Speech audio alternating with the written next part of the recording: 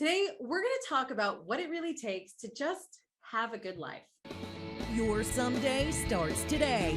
It's time to explore and test the newest science, methods, and trends for creating a life you love with your host, Tanyamfk. Welcome to My Designed Life. Hello, everyone, and welcome to My Designed Life, where we learn the latest science, tips, tools, and strategies for you to create your best life every day. You can find us on YouTube, Facebook, and Instagram at Tanyamfk, and on the My Designed Life Show podcast on all available streaming sites. I'm your host, Tanya Marie Figueres Kreisinger, more easily known as Tanya MFK. And you are here to learn not only how to create your best life, but how to live it right now. And I am so glad that you showed up today. So my guest was your typical high achiever, best in school, graduate with top honors, and landed what most considered to be a dream career, earning almost double what her peers in the industry were earning. What could be better? She strived to hit every achievement and success milestone, moving towards the bright future expected of her. And while everyone saw her at the top of the mountain, she was secretly in a deep valley, stuck in the mud, feeling miserable, or even rotten in her exact words, unsatisfied and exhausted in a pit of depression. This is a great time to remind you all not to believe what you see on social media, all right? So, realizing her reality, she began to claw her way out of this hole and vowed not to live her life for others ever again. She took a chance to follow her childhood dream, uprooting her life by moving to Milan, Italy, a place where she didn't know anyone, let alone speak the language. She eventually landed a position at an Italian luxury fashion house and learned to enjoy life again. Through this, she pursued happiness hacking by getting certified as a psychology counselor and digging further into what it means to create a life you love. After all of that, she quit her corporate life to pursue freedom. And her freedom was found through clarity and vision and how to teach others to do the same. So here today to discuss what it means to just have a good life, please welcome the one and only lifestylist, Shuang-Min. Welcome, Shuang-Min. Hello. I'm so excited to be here and have the conversation today. Yes, I am thrilled. Your story is incredible. You've lived Thank you. all over the world. We've both lived in China. You surf every day. You guys, if you see her, any of her social media, this woman is like, she makes me as a Californian just look terrible, right? Like she's out surfing. I'm over here walking through the forest. But you surf every day. You enjoy each day. You essentially run a group program that teaches others to do the same. Yeah. And what's not amazing, surfing, but living life. Yes, enjoying life. Yeah. Teaching them to enjoy life, and maybe one day surfing will be part of it, right? Yeah. But what's amazing to me in all of this, I think a lot of people hear these stories and they go, well, yeah, they're this person that's out there and willing to take chances. But in all of this, you actually consider yourself an introvert. Is that right? Yeah, very. You just kind of stay inside like, okay. So how does one get the courage to take life by the horns like this, the way that you did? As like you mentioned in my intro, I was in a depression before. And before I hit that depression, I have a tendency of like thinking too much. As an introvert, we want to feel safe and then in our world and then approach things very carefully. And that was me. So as a result, I almost say no to everything, even something that I wanted to try. And then later on, I will have this feeling of, oh, I should have tried that. Oh, I really wanted to talk to that person. And so like this what has been my tendency throughout like my teenage years, like early 20s. And when I was in the process to, really heal myself on the depression, I went to a workshop. And in that workshop, I was, the workshop was like, ask us to imagine what if we are going to die tomorrow, and then how we will say or how we will do. And then like, I realized I was saying, oh, but I haven't done that. I haven't talked to that person. Like everything I talk about is something that I didn't do. And that shocked me, like how could I, because I didn't realize, I didn't have that awareness. And then I realized that if I'm going to die tomorrow, I wouldn't have time to, make up all the whole list that I didn't do. So there was a point that I kind of decided that no, I don't want to. I decided, and also I believe it, that regret is actually the worst emotion one person can have, because regrets, you will never fix it because the time already passed.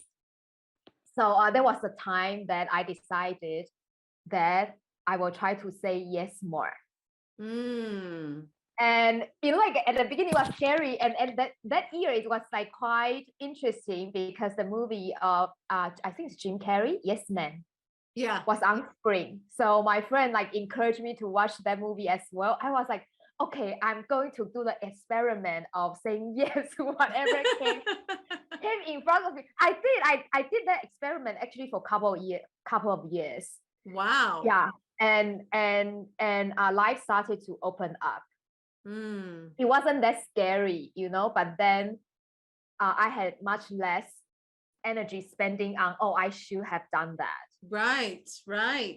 And everything's just an event. Even I say yes and then it didn't come up as I expected, we just move on. But at least I did it. I tried. Right. And on top of that, I get one more experience, so there's nothing to lose. Right. Yeah. There's something you can learn from that, no matter how it turned out, right? Yeah. And before that, before you chose to say yes, sounds like you would overthink, like, well, what if I don't like it? What if it doesn't work out? And that would keep you from saying yes. Yeah. Yes. I used to overthink a lot, and also like growing up, I didn't have a lot of space to make mistakes. So I tend to, like overplan, overthinking, and there was always plan A to Z. And then at the end, there was nothing implemented or nothing that I tried. And also like at that time, I was really young. I I didn't have that much awareness. Yeah. So it's more about, like, okay, this is what I was expected to do, and this is how I was expected to perform, and this is the plan that my family had for me.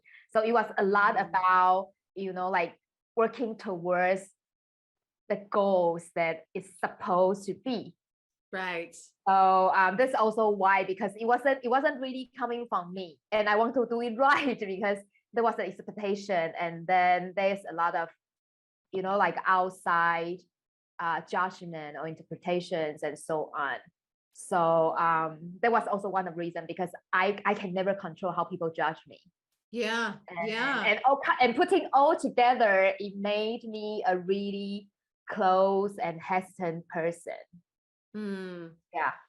So you essentially kind of recognize, there's so many in that I want to unpack. So the first thing says, like, you didn't have space to make mistakes. No. And there's still, even in this, I don't know if I would say we're in an age of enlightenment, but I feel there's a lot more access, right, to this information of living better. And we scroll Instagram long enough and you'll see, like, it's okay to make mistakes, but I don't feel that we fully have really truly embraced it and recognize the power of the lessons that are found in the mistakes.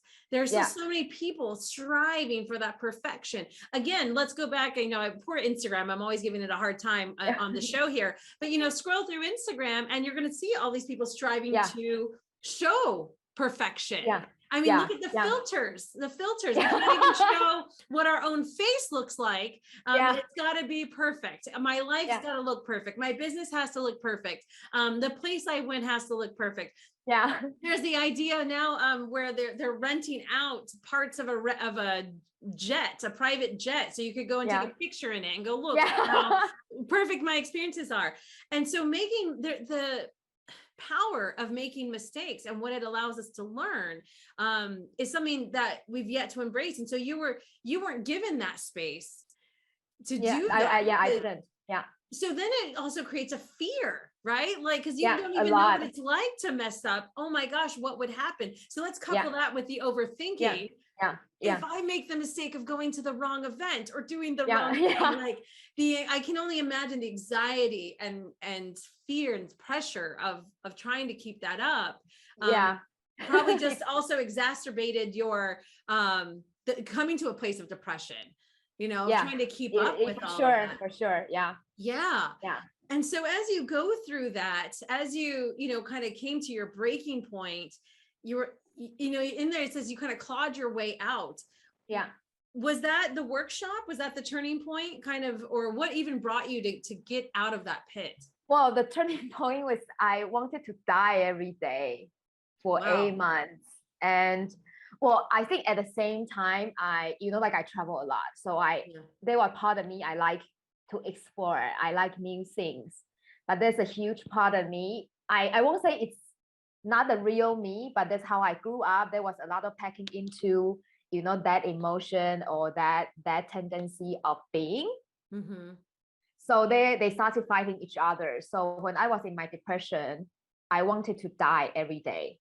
And I would pray, like literally, like before I go to bed, I will pray. I'm not really religious, but just the way to talk to the universe or whatever, that please don't make me open my eyes tomorrow morning. And then I got really, really disappointed when I open my eyes next morning. Like I'm not joking. It's like every morning started with a huge disappointment that I was still awake. Wow. And then I think I was lucky because that small voice of, like I'm still curious about the world. I still wanted to travel, kind of was there. So when they are kind of like fighting with each other, there was one day I told myself that either I kill myself or I find a way to get out of this pit because I cannot stay in this bottom like any longer. It was 6 or 8 months. And I was still functioning. I functioned super well. I go to events, I go to work, I hit all my targets. But it was so much upkeep for that functioning self. And then so when I went home, it was, there was a huge void of I didn't know how to do with myself. So it wasn't a good place. And at the moment I decided like either I kill myself or I try to climb out. And killing myself wasn't an option because I made a pact with myself a long time ago that I wouldn't die within my own control. And I think suicide is something that we can control. So yeah, that's the point that I kind of like had tell myself, like talk to myself that you need to make a decision. I cannot be in the middle or at the bottom anymore. Yeah. Yeah. And so when you decided to take action, that's when take action and into going, I have to do something better. That's when did you seek out like somewhere, you still got somewhere to go? Is that how you found like the workshop or what was that next step? I was really lucky because I had a friend at that time out of nowhere because we didn't know. I met him at work and we became close because we both posted in India. And during that 6 and 8 months, I will call him probably every other day and just complaining. And somehow he was really patient. And so when I told him that, okay, I couldn't take this anymore, then he told me like, oh, I was in this program before. Probably you could try. I didn't know about the program. I just signed up, I just paid because for me, it's in Chinese, we have a saying that, you get a doctor to look at a dead horse to see whether the doctor can bring it into life again, like I consider my life is a dead horse. Okay. So I will do whatever to like have a slight change to make it different. Yeah. So that's why like I didn't know anything about the program just because my friend said so. I sign up, I pay, and then it was 6 months. Wow. And I was flying India, Taiwan, back and forth.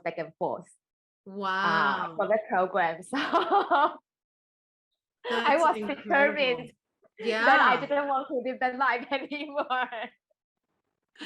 No, that is incredible. And so you find yourself now, you've come to these depths. I mean, It's so amazing to just see the smiling person who's showing you and go, this was the depths. And I think it's powerful to share that and revisit that, because there's people who are in that depths going, how can it ever be any different? How can it be, I'm just going to sit with this misery? And like you said, you were fortunate to have somebody there that pulled you out of it. You had some spaces to, some spaces of commitment to say, I'm not going to kill myself. I'd like to, but I've made this deal. And so you honored that, which was nice. And then to have somewhere to kind of figure it out. And, ideally, even for people who are going, man, I feel miserable, to know that whether it's the program, whether it's the person, I think it's just about making that decision to go, I got to do something. This just sitting in misery is no longer an option. And ideally, it's not the other option. It's going, well, what is it? And for some, it may be what you do, like literally, learning about what we're going to talk about today is going, it can be simple. It can be uncomplicated to actually create your best life. Because what we're hearing right now is that, and then what I mentioned in the intro is a lot of times people think that life that you had is the thing that's going to bring them the happiness. Right? It is the thing. I got to have the perfect career. I can't make mistakes. I got to have the right job. It's got to be, all of these things. And it's literally what's killing them. And whether it's too many hours, but I think more than anything, and I've seen this in your work and the things that you've mentioned, a lot of times is that they don't get to actually be themselves. No. Right? I mean, like as I said, as I said, like I went to a top university. I got a good job in a good company. All those is because I thought that was expected of me. And I didn't even have the awareness to realize that I had another choice other than doing what's expected. Mm-hmm. So I guess that's a huge difference when we are living our daily life continuously, just thinking about what, how people expect of us, and then how I'm going to meet that expectation, instead of, this is like really know and own it, knowing that this is my choice to spend today. It's a different, we can do the same thing, but when you are in the former one, it's miserable. But if the second one, it was a later one, like every day they strive, happiness is just there no matter what happened. So it's really not about exactly what's the thing that we are doing. It's about whether the thing we are doing is a conscious choice of our own, or we are just too worried about how people interpret. I mean, truth to be told, we are always judged. You're right. Yeah, and then like we cannot control what's in people's head, So if we got ourselves to worked up to worry about that, we won't have energy to do something that we really want to do, because we are too worried. Yeah. And we're trying to control. It's something we can't control, yet we want to control it. So we modify our behavior to try to control someone else's perception of us or belief in us, which then just becomes this weird issue. And sometimes for a lot of people, that person isn't even concerned with us. They actually don't even care, right? Yeah, most of the time, no. No, most of the time, no. Yeah, probably they say something, but they move on. Everyone is busy, like seriously. We and concerned about themselves, right? Yeah. They're over there worrying about who's judging them or who's. So we are worrying about other people, how other people judge us, but actually they are worrying about the same thing. So in the end of the day, we kind of confine us in the small bubbles of worry that most of the time doesn't exist. Yeah, right. Yeah. And the freedom really comes. And I know freedom is such a powerful term that you focus on with your people. Is the freedom comes from being able to step in to being who you are. And we can step into being who we are when we've let go of, frankly, giving a crap about what anyone else thinks about us, right? Yeah. That's really what it comes down to. Now, Yeah. I know in your work, you have a saying, and I think a practice, right? It's called bring you wherever you go. Can you tell me a Yeah. little bit about that practice? Why what I come about this is because when I work with my clients or when people talk to me, there was like huge situation that caused their distress, their emotional downturn, or like outbreak or whatever that's not going their way. Is that they think they need to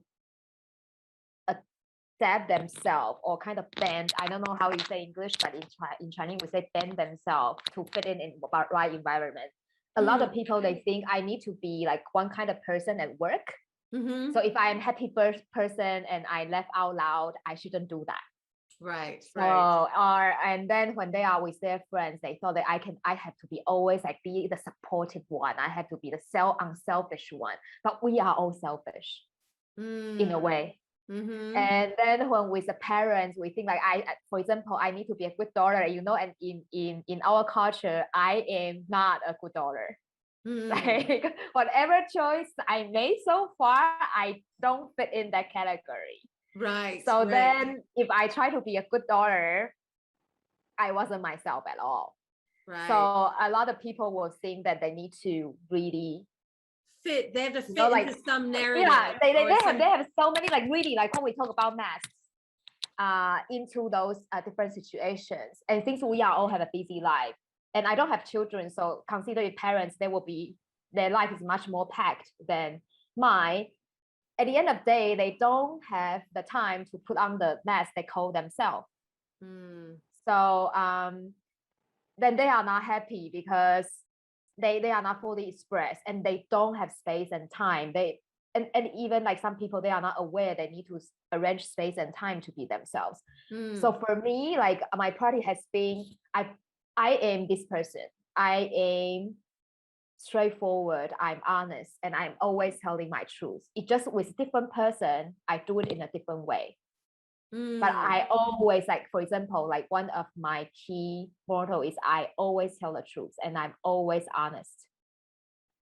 So like, for example, at work, it used to be, when I have conversation with my boss and if there's a colleague also present, he or she will tell me like, the way you talk to our boss, I thought you wouldn't come to the company, you wouldn't come to the office tomorrow.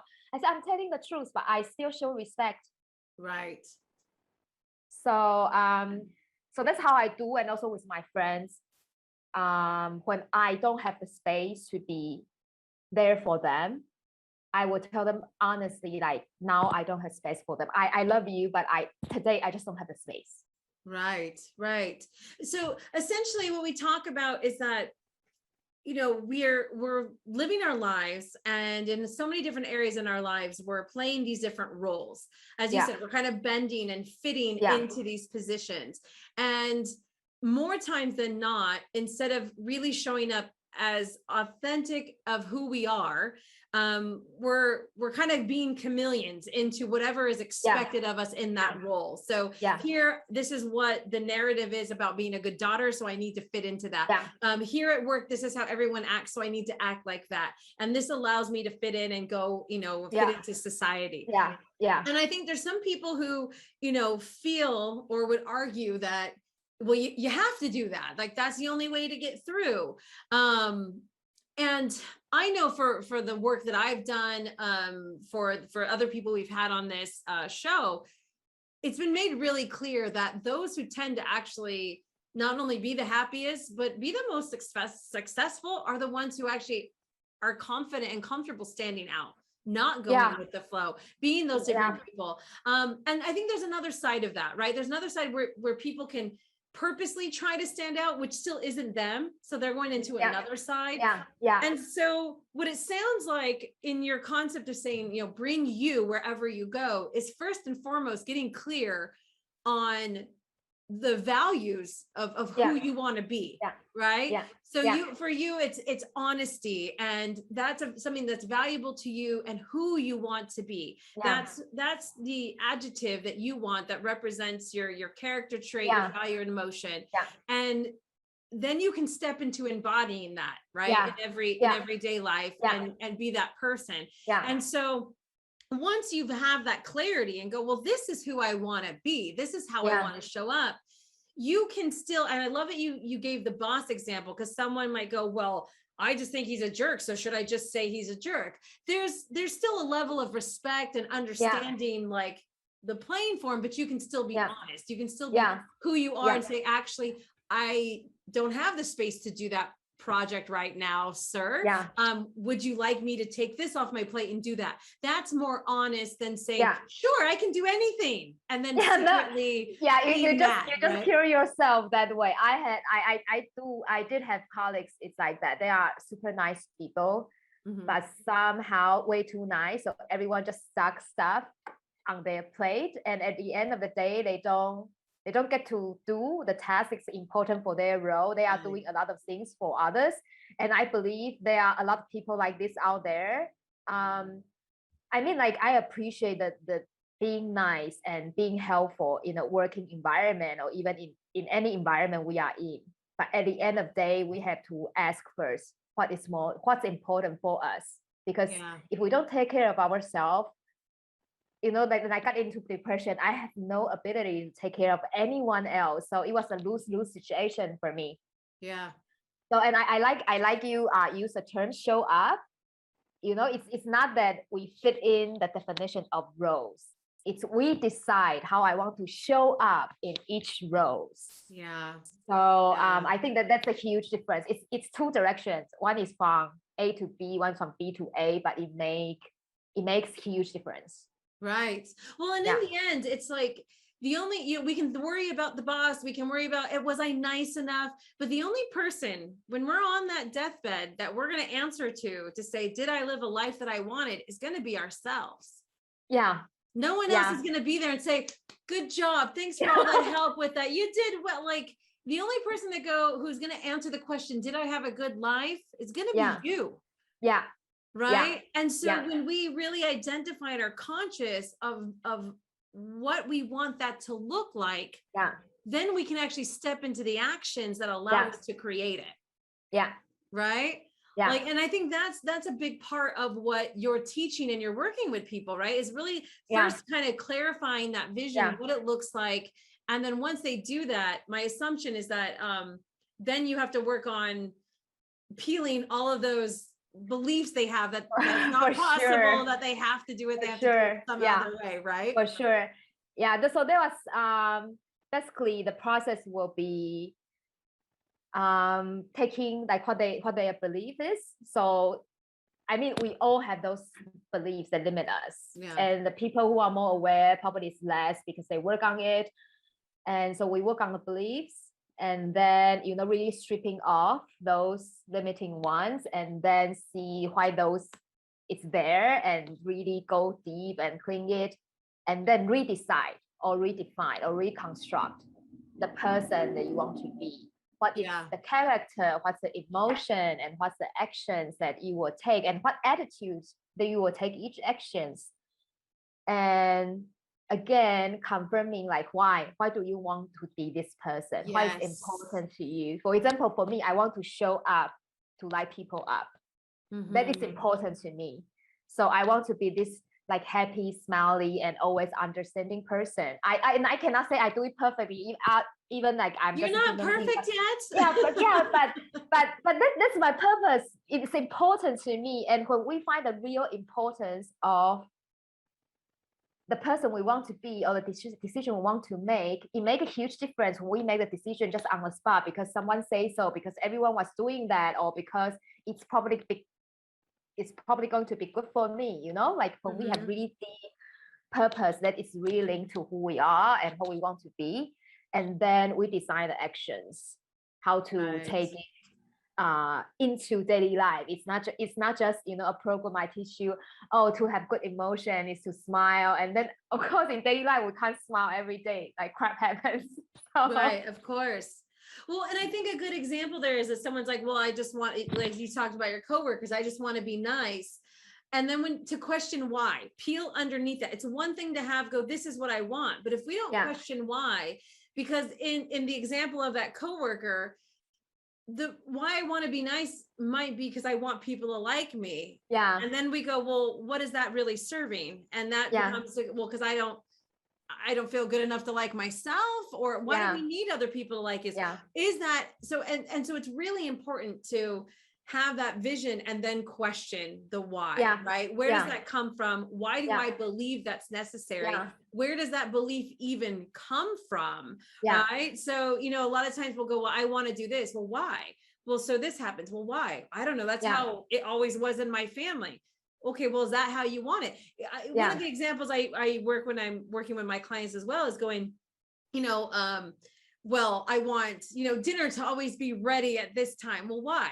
Oh, I guess that's what time it's supposed to be ready, or the dishes should always be done by this time. Now, I agree, having the dishes done for my life feels pretty nice, but why? Why does it need to be done? Oh, well, because then the house will look better. Why does the house look better? You're the only one there. Yeah. Oh, right. Well, I don't know, because that's always how my mom freaked out about the house having to be clean. And then you start to go, well, wait a minute.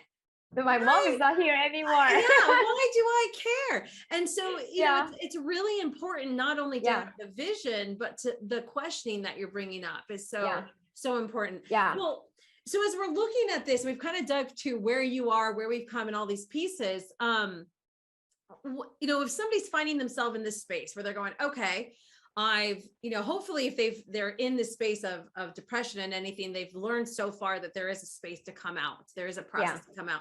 Now, you were able to find a program. For others who may already go, okay, I'm ready to find something. What would you recommend? Like, what's the process that you bring people through that you say, look, this is point A, and these are the next couple steps that we need to look at. Okay. So basically, you know, in life, we play many roles, as we said. So we have a lot of like aspects in life, like family, like parenting, or my health and fitness, or my emotion, or my career, my finance. We have all these. So basically, in the program that I partner with, we break down life into 12 categories. So far, that's the most thorough breakdown that I ever seen. So in each category, we go through a process of what's your belief in this category. If you believe it's like the growing belief or really motivate you, it's much more easier for you to achieve your goals in each categories. So we deep dive into your belief and then work on those that really, you know, like blocking you. And after that, we decide, okay, so if you can like have everything or everything you want, what do you want in this category? Right. You know, like you can dream big, because that's how we start. You know, if we go too big, we can always scale down. But if you go too small, there's no way that the life can expand. Right, so you go with this small vision. That's where you're at. But that's how we taught since childhood. Like, be careful, you know. But for me, it's like just always go big, and we can always scale down. We can always learn. But if you started too small, there was no foundation to build something that's expensive. So then the second step is like just really think about if you can like go to the extreme, really what you want in this each and every category. Mm-hmm. Then we ask why again. Why do you want this? Right. Why is it important to you? If you are being this person, how would you feel? And so if you ask the why, you double check with what your vision, whether that is like really, really aligned with you, or it's because like your mom says so, your boss says so, or whoever says so, or the social media says so, right? And then when all these three steps is locked in, we started design the strategies. And strategy is different for everyone because their goals are different. We are different people, and then we are in different space. So everything will come up from that person. So through this process, there will be a lot of awareness into the process. And I don't tell people you should do this, you should do that. So it was a really guided thinking, deep dive process into oneself. Right. And yeah, so it's a I won't say it's a, you know, like a very short process or easy process, because a lot of people, we are not accustomed to really dive in. I think like to, you know, like truly checking with ourselves or allowing ourselves to really think about what we want. So with this 12 category, it's a really deep process to really think what is about you, what you want in life, and what you want to bring into life and the people that you love around you. Yeah. And most of my clients, they will realize that actually every aspect is linked. So they are even more driven. For example, I have a client, he suddenly realized health and fitness was so important because it's important for his parenting, for him to create his next career and so on and so forth. So he used to be, he couldn't start in any like fitness regime.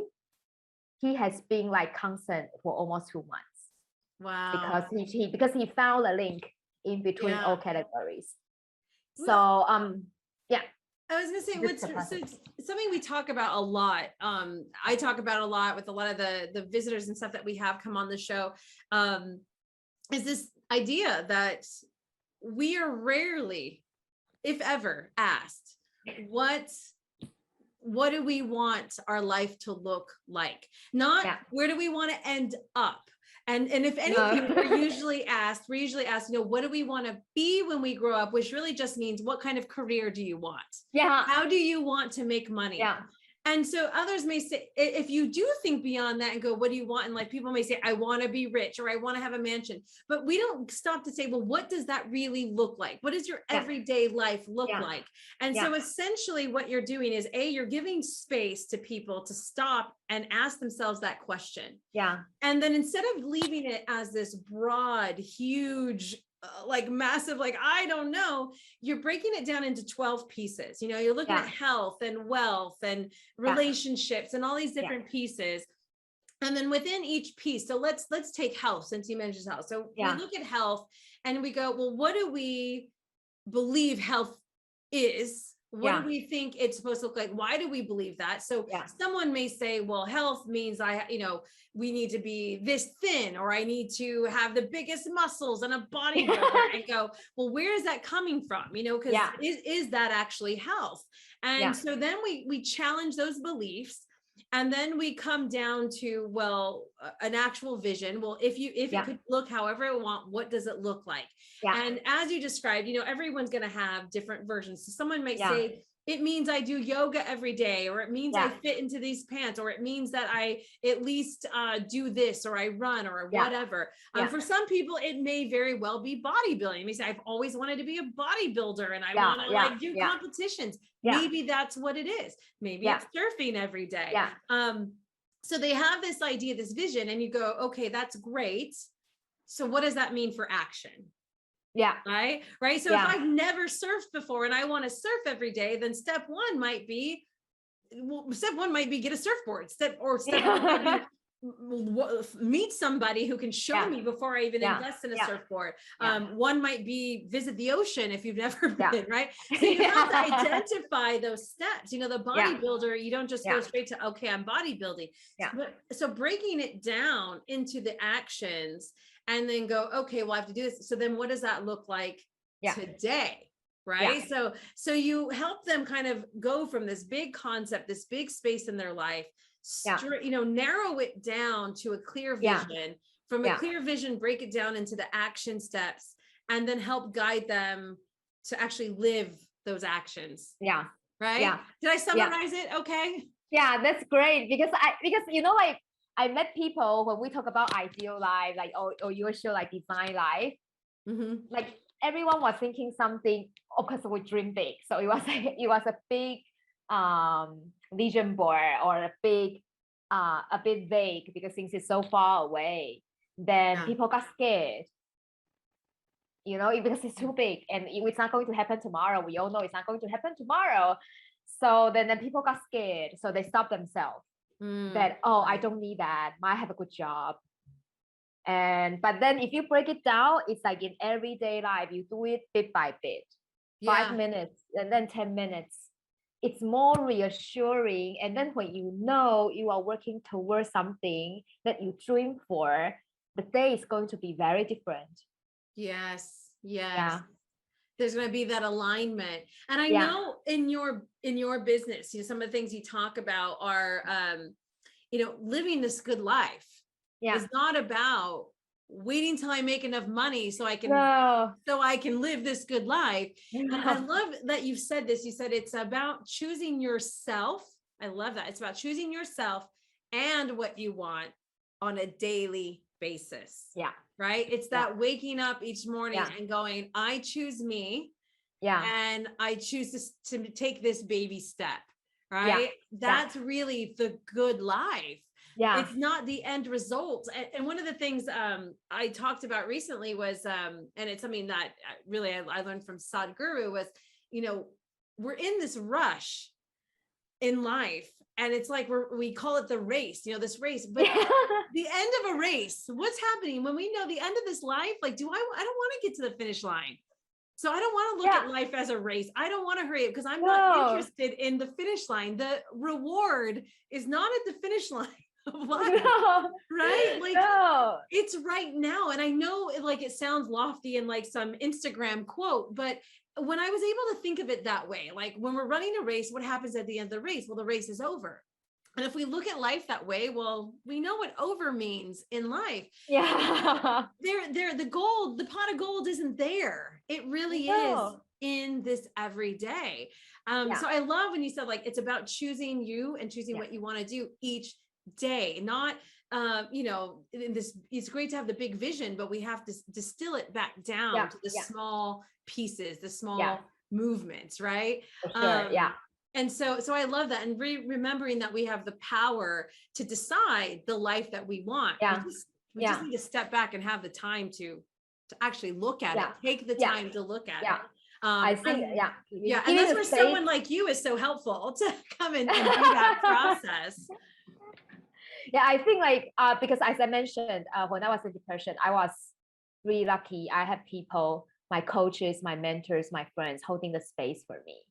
And I think a lot of people, they didn't realize having the circle, like one of the categories, social life. Social life is so important. We are social animals, is to always have the people and intentionally build the relationship with people who can hold space for me.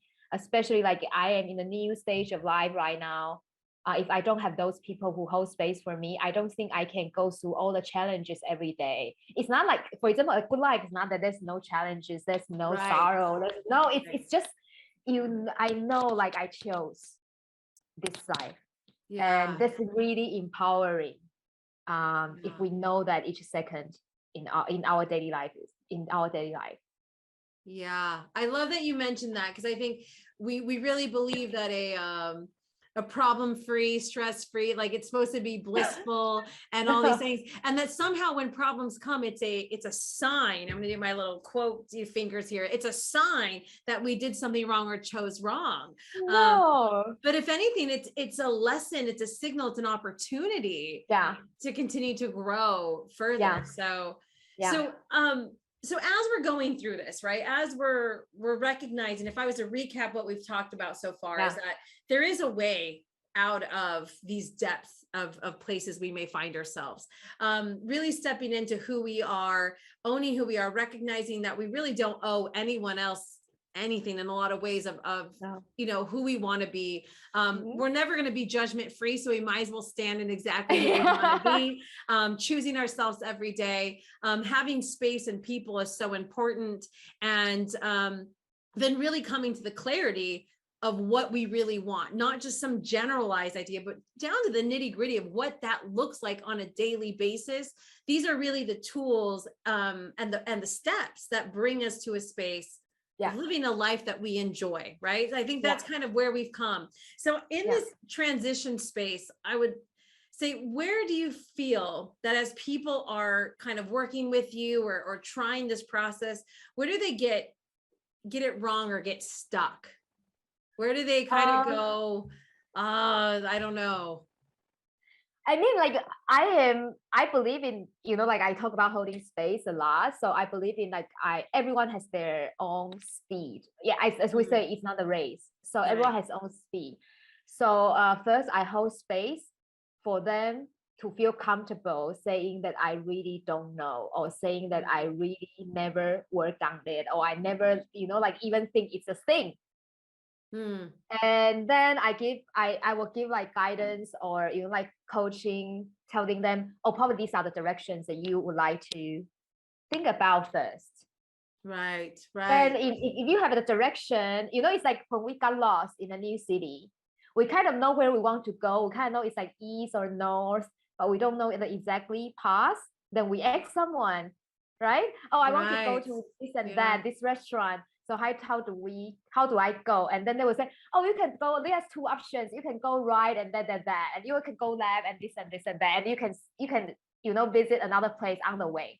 And then we get to choose, which one we're going to go. So it's about, I usually give like the same. It's like asking for directions. I give directions. Love that. That is the best analogy I've ever heard. I love that.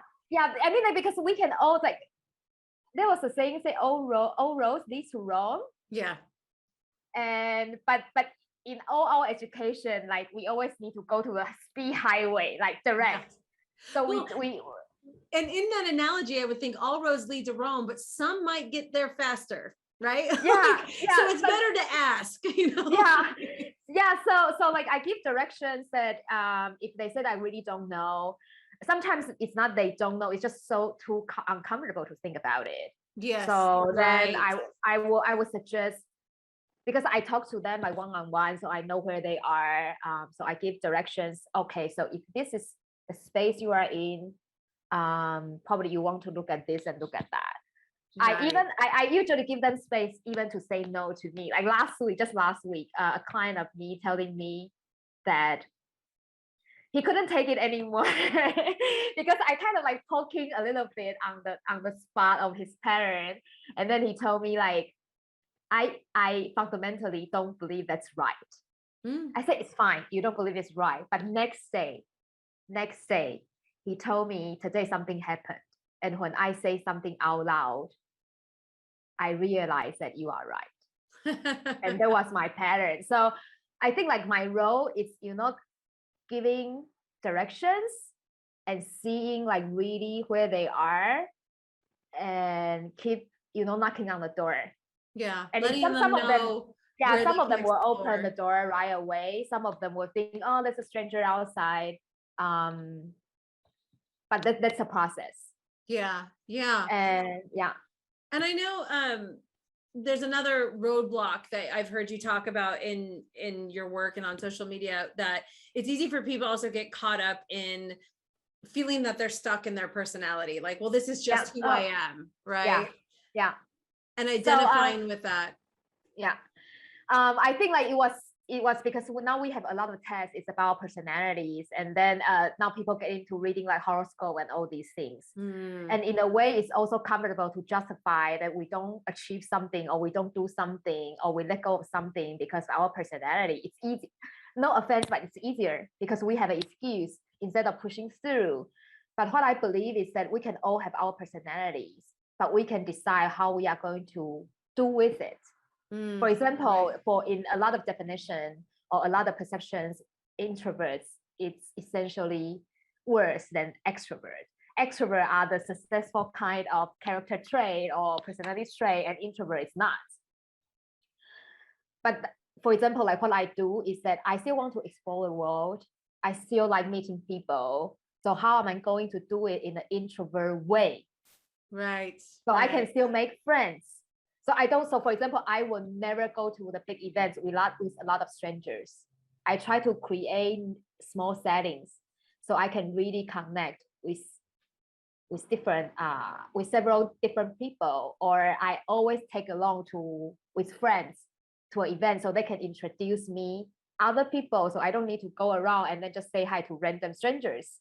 Right. So I'm an introvert, and for example, I plan time for myself because that's what I need.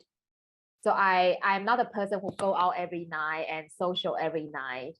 but when I go out, I make sure it counts. Right. So yeah. So it sounds like a balance of kind of going, I can identify as this. I can see that this is a personality trait, but I have a choice. I have a choice to be bound by that. I have a choice to change that, or I have a choice to cater to that feels comfortable. So it sounds, again, coming back to the idea of clarity. I can say that these are boundaries, but in the end, what do I want? Do I want to be free from that?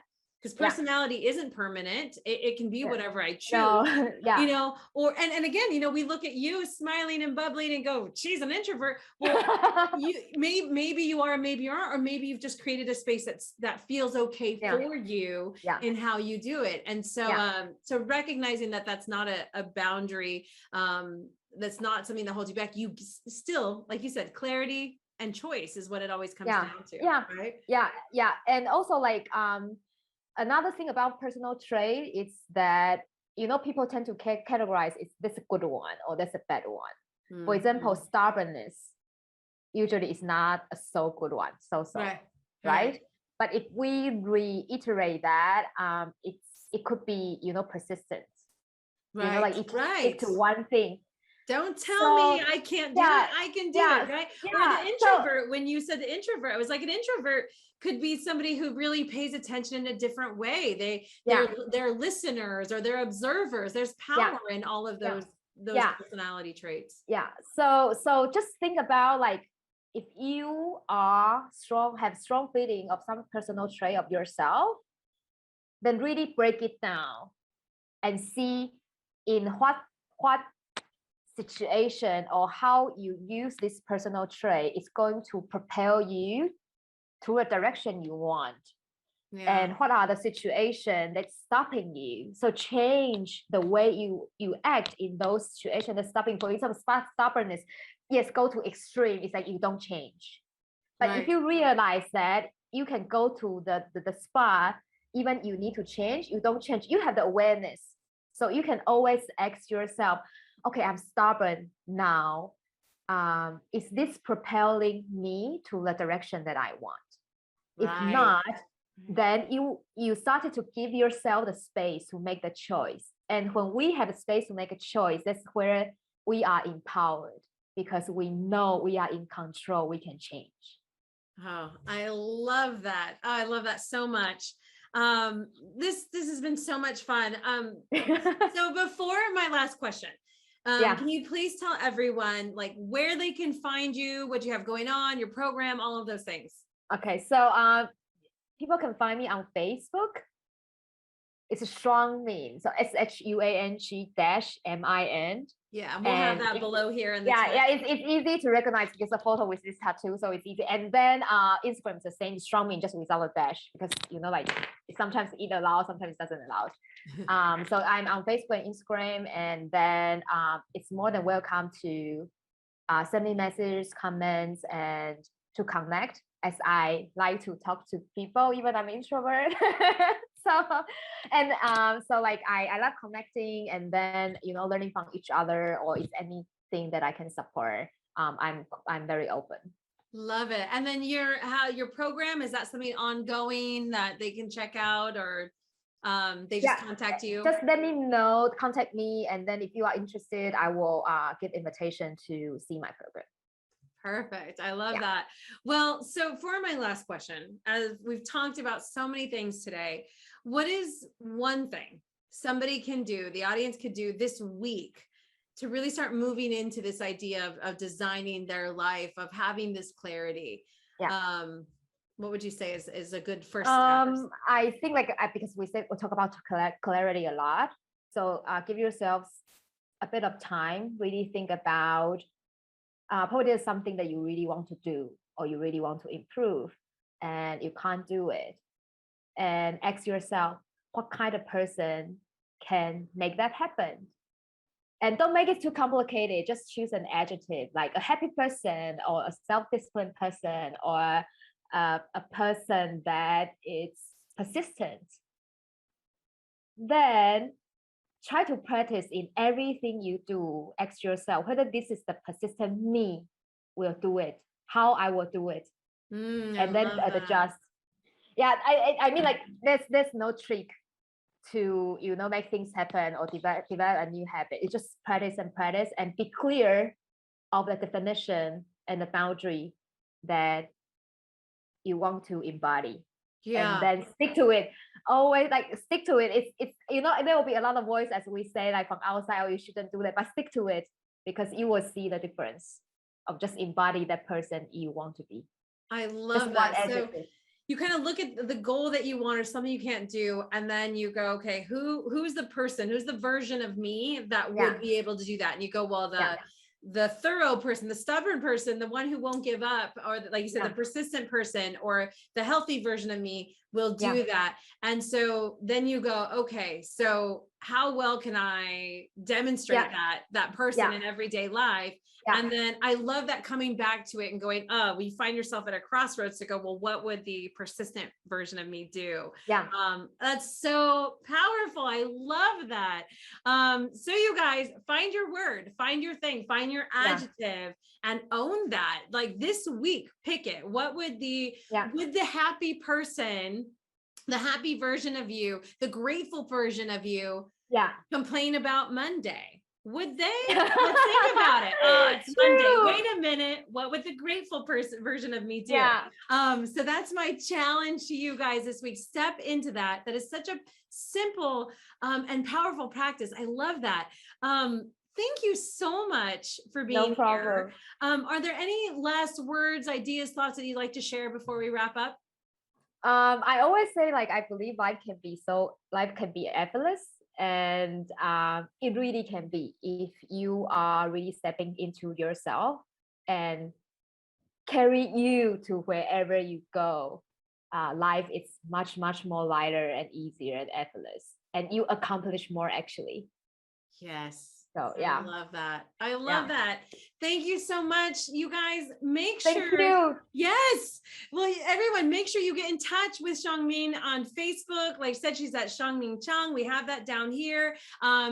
She's on Instagram, Shuang-Min, LinkedIn, Shuang-Min Chang. Like, you're going to find her everywhere. She writes incredible stories, you guys, that gives tips to inspire you to lead the life you want. So go definitely check her out. And as always, you can connect with us at Tanyamfk on Facebook and Instagram. You can learn more about our courses, workshops, and coaching to grow your business and create a life and business that you love. Just go to tanyamfk.com, or better yet, come join us in one of our member workshops where we design our own success every single week. Simply comment success below, and I'll send you the link for a one-time pass, and you can come check it out. If you like this episode, then make sure to subscribe, follow, and be notified when our next one is up by clicking that button now. And remember, your someday, that day in the future, it starts today. So make it the best. I'm Tanyamfk, and we'll see you next time. Thanks for joining us. My Design Live is a Tanyamfk production. You can catch us every week at 1 p.m. Eastern and 6 p.m. London on the Tanyamfk YouTube channel. Do you have a method, tip, or hack you'd like to share or explore? Suggest a topic or submit to be a guest by visiting our website at tanyamfk.com.